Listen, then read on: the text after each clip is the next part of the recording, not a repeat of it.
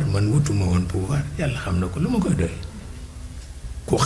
xam ni ma tayale laa ku xam ni ma tayale kay doo ma dénk sax ngunu ganaar waxuma la yàlla xam na ko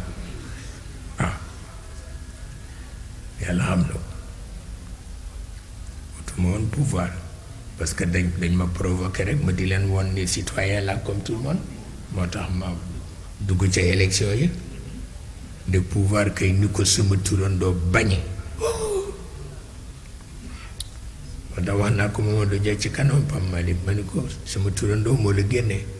ndax waxul ci pouvoir daal te yow nag soppeem nga ma ne ko soppeem nga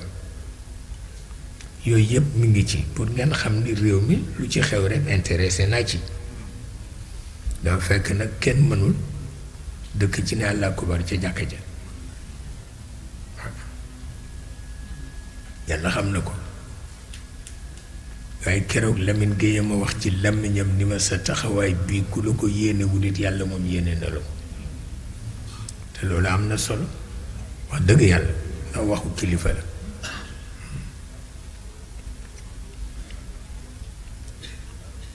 man kay li ma bañ rek ku ma ni danga tooñ te fekk tooñ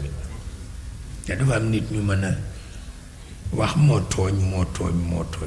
fan ngay tooñ man dama sañ tooñ ci réew sañu ma ko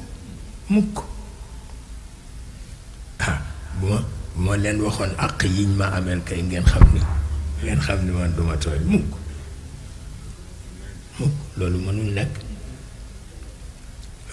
nekk bi ma nekkee ambassadeur it jote kook ñoom du dara lu dul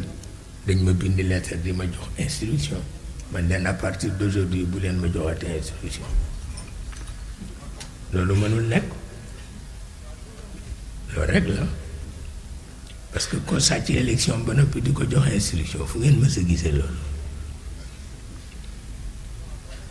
moo tax fii ñu toll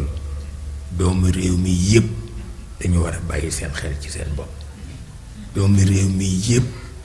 dañu war a jël seen bopp jébbal ko seen borom doomu réew mi yépp dañu war a yulli lu nekk ci seen xol ci lu lëndëm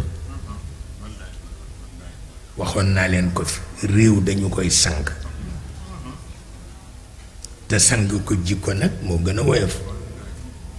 ci ni ma ko gisee te sang ko jikko nag réew boo ko dee sang danga koy wutal toogukaay toogukaay ba bu amul du mën a taxaw di sangu te toogukaay ba mooy légitimité